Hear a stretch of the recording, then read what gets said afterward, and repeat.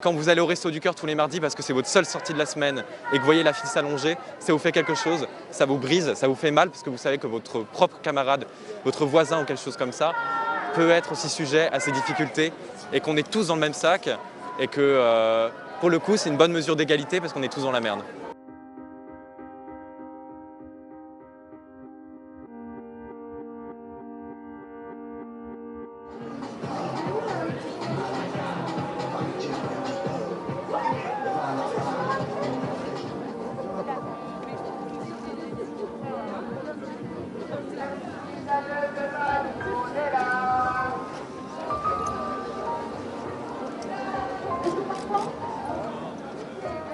On n'a aucune information, on ne sait pas, on nous prévient du jour au lendemain pour savoir si on a cours ou quoi.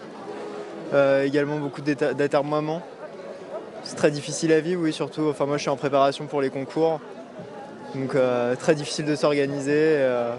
C'est hyper dur de se raccrocher à quelque chose, de pas rigoler, de pas avoir de relations entre copines. Enfin, franchement, c'est dur. Après, les profs, ils font tout pour nous aider, tout pour que ça se passe au mieux, mais franchement, c'est pas possible, quoi. C'est beaucoup de solitude, beaucoup de peur. J'en ai parlé plusieurs fois, mais c'est la peur de mourir chez moi et que personne ne s'en rende compte autour de moi. C'est aussi la peur de la fin de mois. Moi, j'ai de la chance d'avoir des gens qui peuvent m'aider. Tout le monde n'a pas ça. J'ai l'aide alimentaire, mais c'est aussi la peur de voir la situation pourrir, s'empirer. On est isolé, dans la solitude, on est abandonné par tout le monde. Finalement, là, on s'en est surtout rendu compte avec le deuxième confinement, mais à part les personnes âgées, les étudiants, tout le monde avait une vie plus ou moins normale. D'autant plus qu'il y a une diversité de situations au sein du même groupe des jeunes. On a des sortants de l'ASE, on a des gens qui ont une famille, il y en a qui n'en ont pas, il y en a qui ont des rapports très compliqués. Et ça, c'est pas pris en compte, c'est pas pris en considération. On ne pense pas à l'avenir parce qu'on est obligé d'être au jour le jour et d'aviser en fait. On n'a aucune perspective, c'est vraiment, on est empêtré dans notre quotidien.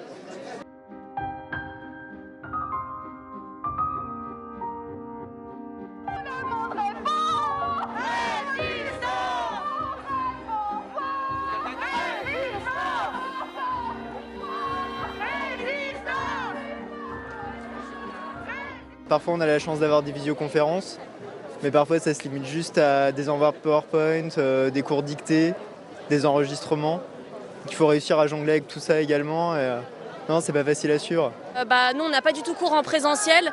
C'est-à-dire que, en fait, limite, on n'a pas vraiment d'interaction sociale. Dans le sens où maintenant, il y a le couvre-feu, il y a le confinement, etc. Enfin, avec le confinement, etc. L'université était notre instant de sociabilité première.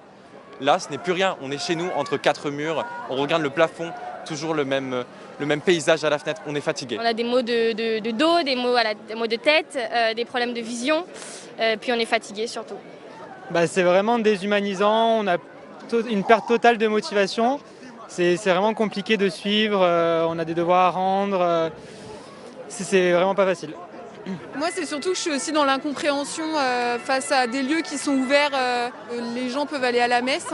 Et nous, en fait, alors qu'on pourrait respecter les conditions, les critères sanitaires, on ne peut pas se déplacer. Je ne comprends pas pourquoi les magasins sont ouverts, alors que les lieux de culture, non. On peut adapter des mesures sanitaires aux lieux de culture.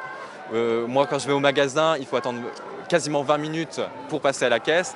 Vous passez dans le RER ou dans le métro, vous voyez ce que c'est bloqué, c'est congestionné. Alors pourquoi pas ouvrir les lieux de culture, une place sur deux, etc. pour le théâtre, le cinéma, etc.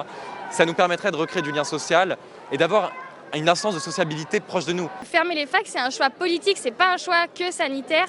Je veux dire, les autres étudiants, je pense à ceux qui sont en prépa, ils ont leur vie qui continue tout à fait normalement. Les lycéens, les collégiens, tous les élèves du primaire, de la maternelle, enfin voilà, tout le monde vit sa vie, sauf nous. Donc c'est juste insoutenable, quoi.